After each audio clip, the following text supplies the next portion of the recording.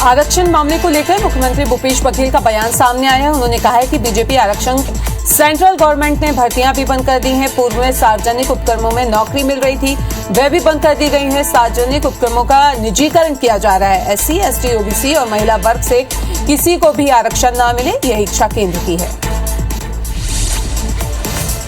मध्य प्रदेश में हिंदी में मेडिकल की पढ़ाई पर सीएम भूपेश बघेल का बयान सामने आया। उन्होंने कहा है कि देखना होगा कि मध्य प्रदेश में लागू इस व्यवस्था का कैसा रिस्पॉन्स आता है। छात्रों के मत के बाद इस व्यवस्था पर छत्तीसगढ़ में भी विचार किया जाएगा। सीएम भूपेश ने महंगाई को लेकर कहा है कि 5 सालों में जनता के लिए कोई योजना नहीं लाई गई है। सिर्फ कुछ पूंजीपतियों की पूंजी में बढ़ोतरी हुई है, बाकी देश का युवा बेरोजगार है। पूरी दुनिया को इस संकट से सिर्फ गांधी के मार्ग पर चलकर ही बचाया जा सकता है। दूसरी तरफ बेरोजगारी बढ़ी है, गरीबी बढ़ी है, अर्थव्यवस्था पूरी तरीके से फेल है। रमन सिंह के चुनाव लड़ने को लेकर मुख्यमंत्री भूपेश बघेल का बयान सामने आया। उन्होंने कहा है कि रमन सिंह को कोई बुलाया नहीं, वे घर बैठे बयान देते हैं।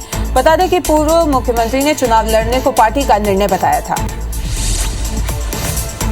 पूर्व मुख्यमंत्री रमन सिंह के चुनाव लड़ने पर मंत्री कवासी लखमा ने बयान दिया। उन्होंने कहा है कि रमन सिंह से चुनाव नहीं लड़ेंगे, वे आडवाणी की तरह मार्गदर्शक मंडल में रहेंगे। मंत्री लखमा ने यह भी कहा कि ब्रजमोहन अग्रवाल भी मार्गदर्शक मंडल में होंगे।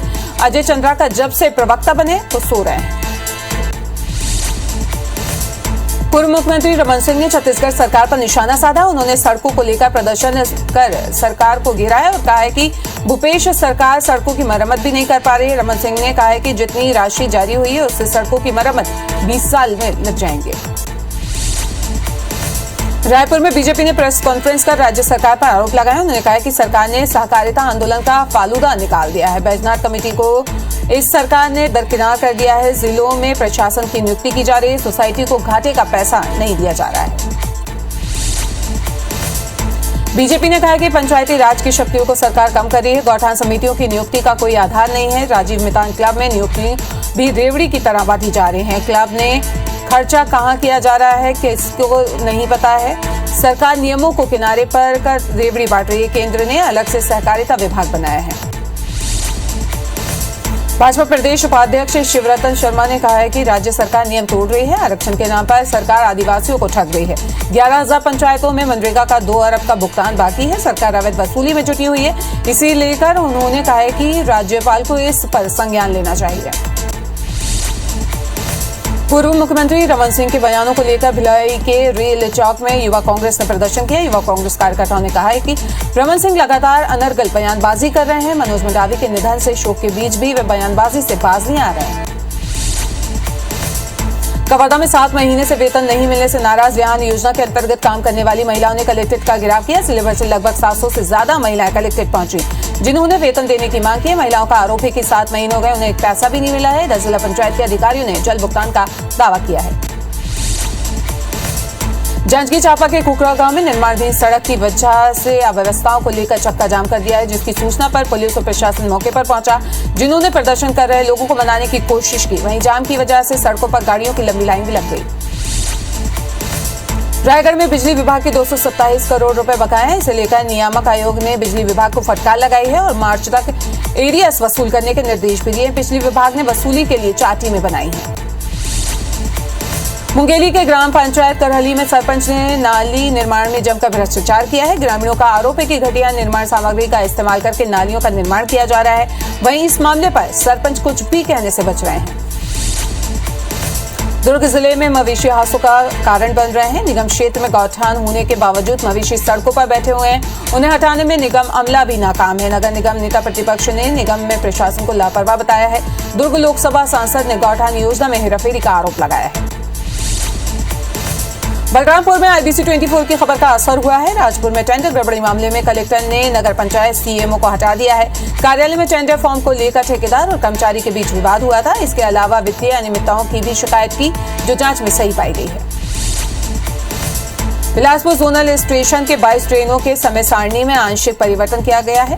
रेलवे के मुताबिक ट्रेनें 25 अक्टूबर से बदले समय पर चलेंगी। वहीं अन्य स्टेशनों में ट्रेनों का परिचालन पहले जैसा ही रहेगा। दुर्ग में तालाबों के सौंदर्यीकरण करने के बजाय अवैध खनन का बाजार में बेचे जाने के मामले में जनहित याचिका दायर की गई है। सुनवाई के बाद हाईकोर्ट ने खनिज विभाग, ग्राम पंचायत और ट्रांसपोर्टर को नोटिस जारी का जवाब तलब किया है। बिलासपुर हाई कोर्ट ने एक मामले में सुनवाई करते हुए कहा है कि किसी कर्मचारी को बिना ठोस वजह के 90 दिन के बाद भी निलंबित नहीं किया जा सकता है।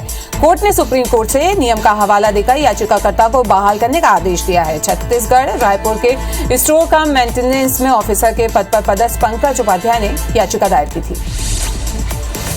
राज्य में रेत से भरे हाईवा ने बाइक को टक्कर मार दी, जिससे बाइक सवार युवक की मौके पर ही मौत हो गई। वहीं इससे नाराज स्थानीय लोगों ने सड़क पर धरना प्रदर्शन किया। साथ ही स्थानीय प्रशासन और पुलिस ने के खिलाफ जमकर नारेबाजी भी की। ग्रामीणों की मांग थी कि रेत भरी हाईवा के परिचालन पर पाबंदी लगाई जाए, जिसे प्रशासन ने मान लिया, जिसके बाद प्रदर्शन खत्म किया गया। सक्ती जिले के हासोद में तेज रफ्तार पिकअप पलट गया। हादसे में पिकअप में सवार 25 लोग घायल हो गए, जबकि 5 लोगों की हालत गंभीर बताई जा रही है। घायलों में कई बच्चे भी शामिल हैं, जिन्हें सिम्स रेफर किया गया है। आपको बता दें कि मामले में पुलिस जांच कर रही है। रायपुर के कोतवाली इलाके में बिल्डिंग से गिरने से हवलदार की मौत हो गई है। हवलदार पुलिस लाइन की बेरक में दूसरे माले के नीचे गिर गया। मृतक विजय खलको CF की 2nd बटालियन की कंपनी में पदस्थ था। फिलहाल अधिकारी मामले की जांच में जुटे हुए हैं।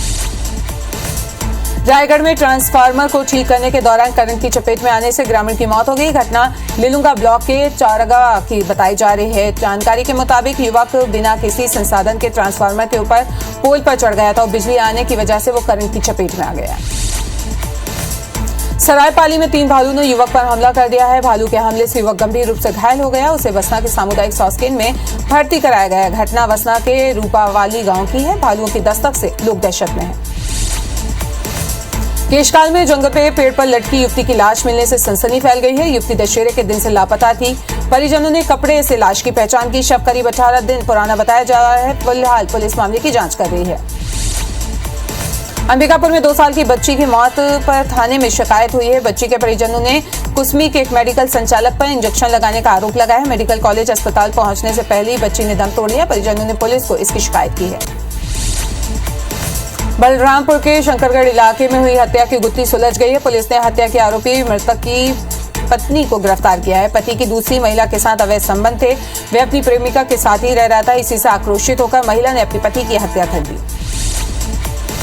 बिलाईगढ़ में तालाब में मिले युवक की हत्या के मामले में पुलिस ने खुलासा किया है। आरोपी ससुर और दामाद दोनों ने मिलकर हत्या को अंजाम दिया था और साक्ष्य छिपाने के लिए युवक के हाथ पैर बांधकर तालाब में फेंक दिया था। दोनों को पुलिस ने गिरफ्तार कर लिया है। अंबिकापुर मेडिकल कॉलेज में एक युवती ने जमकर हंगामा मचाया। युवती ने अस्पताल में सो रहे युवक को लात और चप्पलों से पीटा। कूलर बंद करने पर युवती को गुस्सा आ गया और उसने युवक की पिटाई कर दी। इसके बाद अस्पताल के सुरक्षा गार्ड और पुलिस ने मामला शांत कराया। जांजगीर चांपा में पुलिस की टीम पर जानलेवा हमला करने वाले फरार 2 आरोपियों को गिरफ्तार कर लिया गया है। मामले में 11 आरोपियों को पहले ही गिरफ्तार किया जा चुका है।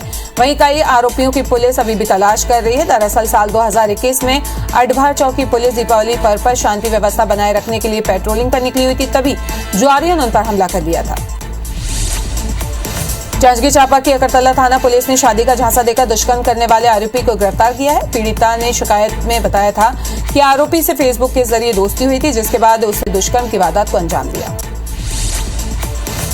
राज्य में नाबालिग से छेड़छाड़ करने वाले 2 आरोपियों को फिंगेश्वर पुलिस ने गिरफ्तार कर लिया है। वहीं एक आरोपी को बाल सुधार गृह भेजा गया है। पुलिस ने बताया कि आरोपी लगातार लड़की को परेशान कर रहे थे, कमेंट करते थे, जिसकी शिकायत पर यह कार्रवाई की गई है। लुरमी में 13 सितंबर को किडनैप हुई नाबालिग को पुलिस ने आंध्र प्रदेश से बरामद कर लिया है। साथ ही आरोपी दीपक वैश्यप को भी गिरफ्तार किया गया है। उसने बहला फुसलाकर नाबालिग का अपहरण किया था। लालपुर थाना पुलिस आगे की कार्रवाई कर रही है। जांजगीर चांपा में अकरतला पुलिस ने पटाखा के अवैध भंडारण पर कार्रवाई की है। पुलिस ने 4,30,000 के पटाखों के साथ संचालक को गिरफ्तार किया है। उसके खिलाफ विस्फोटक अधिनियम के तहत केस भी दर्ज कर लिया है। पुलिस ने मुखबिर की सूचना पर ये पूरी कार्रवाई की। कोरबा में CISF के रिटायर्ड SI से उठाई गिरी का मामला सामने आया है। बाइक की डिक्की से आरोपी 5 लाख रुपए लेकर भाग निकले। घटना कटघोरा थाना क्षेत्र के कांजीपानी इलाके की बताई जा रही है। वारदात CCTV में कैद हो गई है। फिलहाल पुलिस आरोपियों की तलाश कर रही है। सक्ती जिले में जेजपुर पुलिस ने 2 युवकों को गिरफ्तार किया है। दोनों आरोपी फर्जी नंबर से लोगों को अश्लील मैसेज भेजते थे और कॉल करके गाली गलौज भी करते थे। आरोपियों ने फर्जी नंबर विधायक केशव चंद्रा के फोन नंबर पर डाइवर्ट किया हुआ था। विधायक की शिकायत पर पुलिस ने यह कार्रवाई की। जांजगीर चांपा की बालोद पुलिस ने डीजल चोरी करे 5 आरोपियों को गिरफ्तार किया है। सूचना मिलते ही पुलिस ने दबिश देकर 3,100 लीटर डीजल को जब्त कर लिया है। पुलिस आरोपियों से पूछताछ भी कर रही है। मामले में और खुलासे की उम्मीद जताई जा रही है। शक्ति जिले में जेजपुर पुलिस ने 4 शातिर ठगों को गिरफ्तार कर लिया। मामला साल 2019 का है। 5 लोग सुंदातुला गांव में लड़की देखने गए थे। इसके बाद रिश्ता तय कर लिया गया। दहेज के रूप में 13,80,000 रुपए लेकर फरार हो गए। गिरफ्तार 4 आरोपियों में एक महिला भी शामिल है और एक आरोपी अब भी फरार है। जबलपुर और सूरजपुर वन विभाग की टीम ने संयुक्त कार्रवाई करते हुए बाघ और तेंदुआ की खाल के साथ 6 आरोपियों को गिरफ्तार किया है। जब्त किए गए खाल की कीमत लगभग 26 लाख रुपए बताई जा रही है। वहीं मामले में अभी भी 4 आरोपी फरार चल रहे हैं, जिनकी तलाश की जा रही है। मुखबिर की सूचना पर पुलिस ने ये सारी कार्रवाई की है। बेमेतरा में बिरला पुलिस ने अवैध शराब के साथ आरोपी को गिरफ्तार किया। पुलिस ने 60 पौवा अवैध शराब को जब्त किया है। बाइक भी जब्त की है। जब्त शराब की कीमत 5,500 रुपए बताई जा रही है। बलौदाबाजार में अवैध शराब की तस्करी कर आबकारी विभाग ने बड़ी कार्रवाई को अंजाम दिया है। दरचुरा और देवरी कला में अवैध शराब पर कार्रवाई करते हुए 4 आरोपियों को भी पकड़ा है। साथ ही आरोपियों से 100 पेटी अवैध शराब भी जब्त की है। कोरबा के बारी क्षेत्र में पुलिस ने 15 जुआरियों को धर दबोचा। पुलिस ने 20 बाइक के साथ कार के साथ 3,10,000 रुपए कैश भी जब्त किया। आरोपी जेतुरगढ़ जेमरा के जंगल में जुआ खेलते थे। मुखबिर से इसकी सूचना मिलने पर पुलिस ने दबिश दी।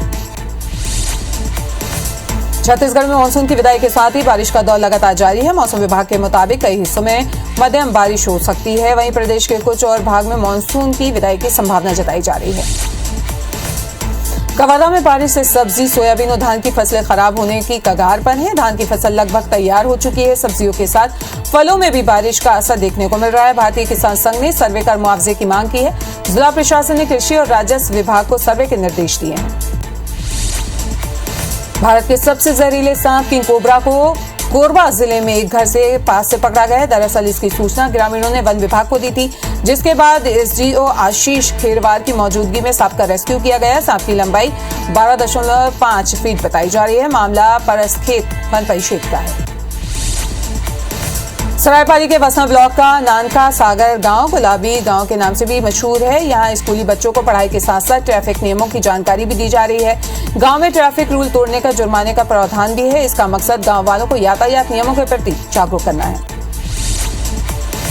धमतरी जिले के आए दिन सड़क में हादसे के शिकार हो रहे हैं। सड़कों की वजह से इसे रोकने के लिए पुलिस प्रशासन ने ब्लैक और ग्रे स्पॉट का निरीक्षण किया है। यहाँ रंबल स्ट्रीट पर जेब्रा क्रॉसिंग और सड़कों की मरम्मत के निर्देश दिए गए। इसके अलावा बंद पड़ी स्ट्रीट लाइट को चालू करने और अतिक्रमण हटाने के भी निर्देश दिए गए हैं। सरायपाली स्थित शिशुपाल पर्वत का घोड़ाधार झरना पर्यटकों का आकर्षण का केंद्र बना हुआ है। फुलझर अंचल का ये सबसे ऊंचा पहाड़ है, जिसे बूढ़ा डोंगर भी कहा जाता है। यहाँ करीब 1200 फीट की ऊंचाई से घोड़ाधार झरना गिरता है, जिसे देखने के लिए दूर दूर से लोग यहाँ पहुंचते हैं। जगदलपुर में दिवाली पर्व की तैयारियां शुरू हो गई। कोरोना का असर लगभग खत्म होने से बाजार में रौनक है। उड़ीसा के कुम्हार अपने देसी दिए लेकर बस्तर के बाजारों में पहुंच गए हैं। बीते 15 से 50 अधिक कुम्हार परिवार शहर में डेरा डाले हुए हैं। भिलाई के रामनगर मुक्तिधाम में जल्द ही विद्युत शवदाह की शुरुआत होने जा रही है। इसकी यूनिट को मुक्तिधाम की स्थापित किया जा सकता है और इसकी ट्रायल भी चल रही है। इस मशीन से लग जाने से शव का अंतिम संस्कार महज 1 घंटे के अंदर ही हो जाएगा। कोरोना काल के दौरान विद्युत शवगृह की ज्यादा जरूरत महसूस की जा रही थी।